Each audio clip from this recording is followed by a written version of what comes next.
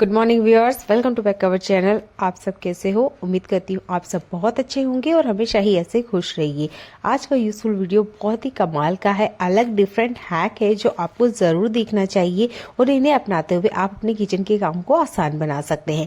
सब्जियों को लेके है, जैसे कि ठंड का सीजन आ चुका है तो कुछ सब्जियां ऐसी होती है जिन्हें हम फ्रिज के बाहर रख सकते हैं, पर अगर इसे खुला ही रखेंगे तो आप देखेंगे इसका जो मॉइस्चर है वो उड़ जाता है। तो इसके लिए आप इस तरह के बॉक्सेस का यूज कर सकते हैं जो कि आपके घर में बहुत ज्यादा आता होगा। तो यहाँ पर फिलहाल में मेरे पास दिवाली के ये बॉक्स रखे हुए हैं, मैं इन्हें बिल्कुल नहीं फेंकती हूँ। इस तरीके से साफ करने के बाद आप इसमें सब्जियां रख सकते हैं, बहुत ही लॉन्ग टाइम तक चलती है, खराब नहीं होती है। यहाँ आज मैं मिर्चियों के डंठल का आपको यूज बताने वाली हूँ। लाल खड़ी हरी मिर्ची ले लीजिए या इस तरह की हरी मिर्ची ले लीजिए। जो भी डंठल आपके पास आते हैं उन्हें बिल्कुल मत फेंकिएगा। इन डंठल का हम गार्डन में बहुत अच्छे से यूज कर सकते हैं। इन मिर्ची के डंठल का यूज कर सकते हैं आप पेड़ पौधे में लगने वाले कीड़ों को हटाने के लिए। तो आपने इसका स्प्रे बनाकर पत्तियों में छिड़क सकते हैं, नहीं तो आप इसे जड़ में भी डाल देंगे तो जड़ के मिट्टी वाले हिस्से में जो कीड़े होंगे वो आसानी से मर जाते हैं।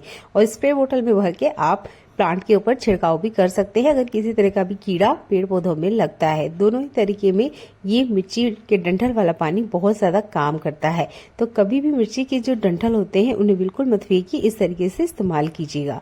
अगला इसको हैक मेरा फिटकरी को लेके है। फिटकरी हमारे घर में होती है पर बहुत तरीके से हम इसका यूज ले सकते हैं। आज हम फिटकरी का यूज करेंगे किचन में। तो किचन में जो ये चावल होते हैं, आपने देखा होगा चावल को जब हम लॉन्ग टाइम के लिए स्टोर करते हैं तो इसमें जाले पड़ जाते हैं, चावल में गठाने आ जाती है, जिसकी वजह से हमें इसे यूज करने में बिल्कुल नहीं बनता है। तो आप यहाँ फिटकरी का यूज कर सकते हैं। तो फिटकरी को आपको बिल्कुल नहीं तोड़ना है, डंठल समेत ही चावल के अंदर कुछ इस तरीके से डाल देना है।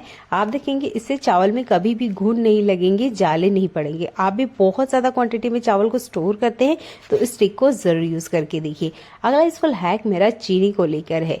चीनी में आप थोड़ी चाय पत्ती ऐड कर सकते हैं, इससे बच्चे चीनी बिल्कुल नहीं खाते हैं। आप उन्हें दिखा सकते हैं कि चीनी खराब है, ये आपकी तरफ से आप कीजिएगा कि चीनी खराब है ऐसा कहना है आपको, पर यहाँ पर आप चाय पत्ती ऐड कर सकते हैं, इससे बच्चे चीनी खाना कम कर देंगे। मेरे यहाँ किचन काउंटर पे जब गलती से चीनी का डब्बा रह जाता है तो बच्चे इसमें हाथ डालते हैं और चीनी लेकर एकदम से खाने लग जाते हैं।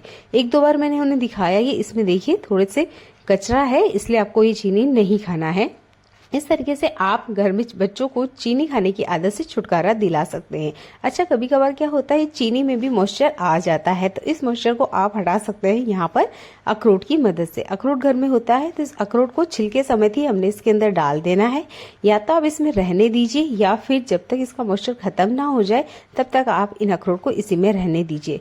2 से 3 दिन में जितना भी मॉइस्चर होगा वो अखरोट अच्छे से अपने अंदर ले लेगा और ये यूजफुल ट्रिक आपकी बहुत ज्यादा काम आएगी।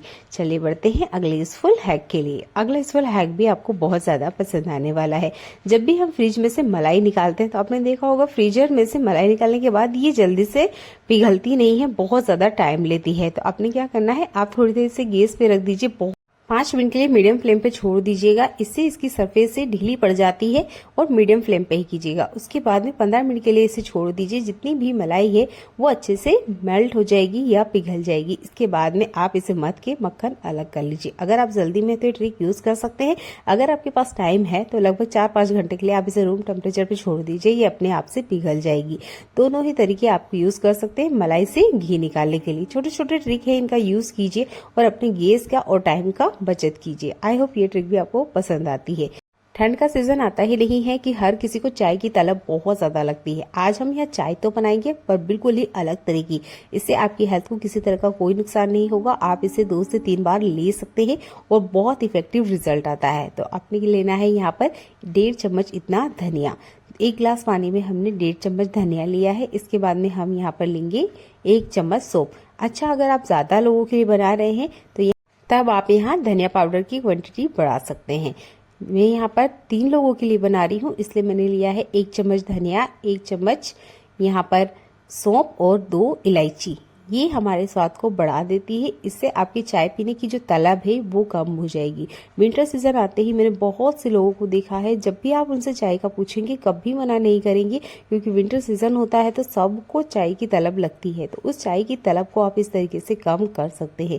यहाँ मैंने 2 इलायची ली है। इसके बाद में मैं इसमें यहाँ पर मीठे के लिए ऐड करूंगी गुड़। चीनी बिल्कुल आप जितना हो सके उतना कम यूज करें, क्योंकि चीनी की जो प्रॉब्लम है वो बहुत ज्यादा है और वक्त के साथ ये बढ़ती ही जाती है। तो ठंड के सीजन में अगर आप गुड़ लेते हैं तो इसके आपको सेहत पे बहुत अच्छा रिजल्ट मिलेगा। तो यहाँ पर गुड़ यूज करते हुए मैंने अच्छे से इसको बॉईल कर लिया है, जैसे कि हम चाय उबालते हैं। उसके बाद में आप छान लीजिए और जितना आप इसमें दूध ऐड करना चाहते हैं उतना कर सकते हैं। तो मैं यहाँ 3 कप में लेने वाली हूँ और आधा आधा करके इसमें दूध मिलाना है। जितनी भी हमारी चाय बनी है वो दूध इसमें ऐड करना है, पर आधा गिलास चाय में आधा गिलास हमने दूध ऐड करना है और इसे आप चाय की तरह पीजिए। आपकी सेहत को हमेशा इससे फायदा होगा। चाय पीने की जो तलब है वो कम हो जाएगी।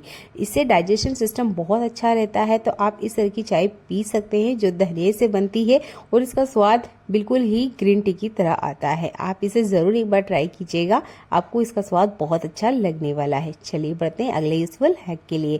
जब भी इस तरह के पैकेट में हम ब्रोनविटा लेकर आते हैं, आपने देखा होगा इसे स्टोर करने की बड़ी दिक्कत होती है। जब आप इसे यूज कर ले उसके बाद में इस तरीके से आप इसे सील करके रखें। इससे ये बहुत जल्दी कड़क नहीं होगा, क्योंकि आप इसी तरीके से खुला अगर रूम टेम्परेचर पे रखेंगे तो आपने देखा होगा 1 से 2 दिन में ही ये जम जाता है, जिसके बाद में इसे बिल्कुल खाने का मन नहीं करता है। तो आप इस तरीके से इसे पैक करके रख सकते हैं। कुछ भी टूल आप गर्म कर सकते हैं। यहाँ पर आप नाइफ को गर्म करेंगे, उससे भी ये बहुत अच्छे से पैक हो जाता है, जैसे कि मैं आपको करके दिखाई हूँ। तो इस तरीके से हमेशा ब्रोनविटा के जो पैकेट होते हैं ना पैक करके ही रखें, इससे ये लंबे टाइम तक चलते हैं और खराब बिल्कुल नहीं होते हैं। प्याज का यूज हम खाने में बहुत ज्यादा करते हैं, पर आज मैं आपको प्याज का अलग तरीके से इस्तेमाल करने बताने वाली हूँ।